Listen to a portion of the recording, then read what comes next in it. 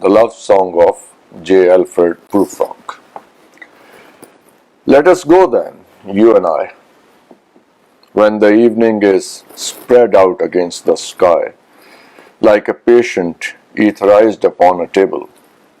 Let us go through certain half-deserted streets, the muttering retreats of restless nights in one-night cheap hotels, and sawdust restaurants with oyster shells, streets that follow like a tedious argument of insidious intent, to lead you to an overwhelming question. Now do not ask, what is it? Let us go and make our visit. In the room, the women come and go, talking of Michelangelo. The yellow fog that rubs its back upon the window panes, the yellow smoke that rubs its muzzle on the window panes, licked its tongue into the corners of the evening, lingered upon the pool that stand in drains, let fall upon its back the soot that falls from chimneys, slipped by the terrace, made a sudden leap, and seeing that it was a soft October night, curled once about the house and fell asleep. And indeed there will be time for the yellow smoke that slides along the street, rubbing its back upon the window panes. There will be time to prepare a face to meet the faces that you meet.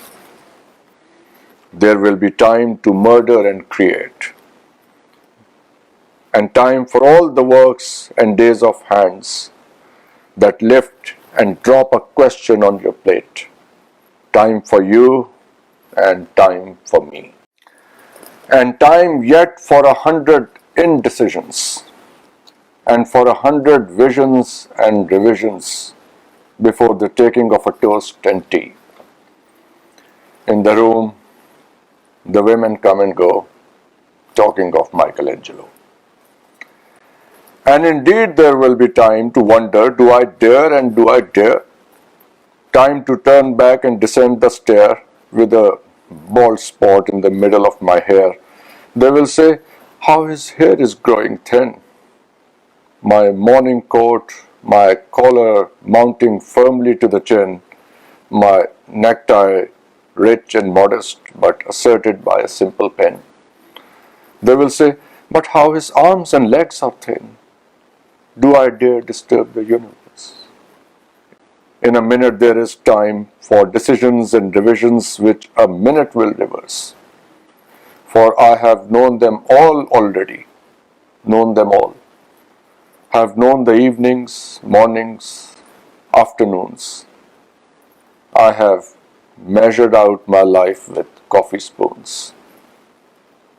I know the voices dying with a dying fall beneath the music from a farther room, so how should I presume? And I have known the eyes already, known them all. The eyes that fix you in a formulated phrase, and when I am formulated, sprawling on a pen, when I am penned and wriggling on the wall, then how should I begin to spit out all the butt ends of my days and ways? And how should I presume? And I have known the arms already, known them all. Arms that are braceleted and white and bare, but in the lamplight downed with light brown hair. Is it perfume from a dress that makes me so digress? Arms that lie along a table or wrap about a shawl, and should I then presume? And how should I begin? Shall I say, I have gone at dusk through narrow streets and watched the smoke that rises from the pipes of lonely men in shirt sleeves leaning out of windows? I should have been a pair of ragged claws scuttling across the floor of silent seas. And the afternoon, the evening sleeps so peacefully, smoothed by long fingers, asleep, tired, or it malingers, stretched on the floor, here beside you and me? Should I, after tea and cakes and rices, have the strength to force the moment to its crisis? But though I have wept and fasted, wept and prayed, though I have seen my head grown slightly bald, brought in upon a platter, I am no prophet, and here is no great matter. I have seen the moment of my greatness flicker, and I have seen the eternal footman hold my coat and snicker, and in short, I was afraid. And would it have been worth it after all? After the cups, the marmalade, the tea, among the porcelain, among some talk of you and me, would it have been worthwhile to have bitten off the matter with a smile? To have squeezed the universe into a ball, to roll it towards some overwhelming question? To say, I am Lazarus come from the dead, come back to tell you all, I shall tell you all. If one settling a pillow by our head should say, that's not what I meant at all. That's not it at all. And would it have been worth it after all? Would it have been worthwhile after the sunsets and the dooryards and the sprinkled streets, after the novels, after the teacups, after the skirts that trail along the floor, and this and much more? It is impossible to say just what I mean. But as if a magic lantern threw the nerves in patterns on a screen, would it have been worthwhile if one settling a pillow or throwing off a shawl and turning toward the window should say, that is not it at all.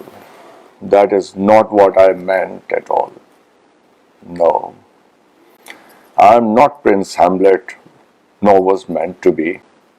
I am an attendant lord, one that will do to swell up progress, start a scene or two, advise the prince, no doubt, an easy tool, differential, glad to be of use, politic, cautious, meticulous, full of high sentence but a bit obtuse.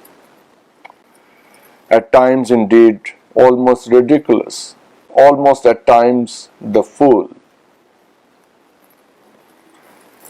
I grow old, I grow old. I shall wear the bottoms of my trousers rolled.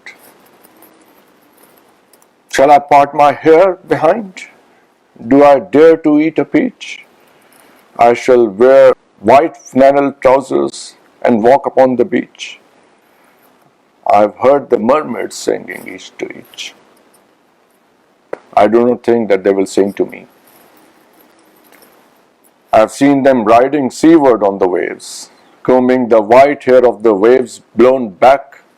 When the wind blows the water white and black, we have lingered in the chambers of the sea, by seagulls wreathed with seaweed red and brown, till human voices wake us and we drown.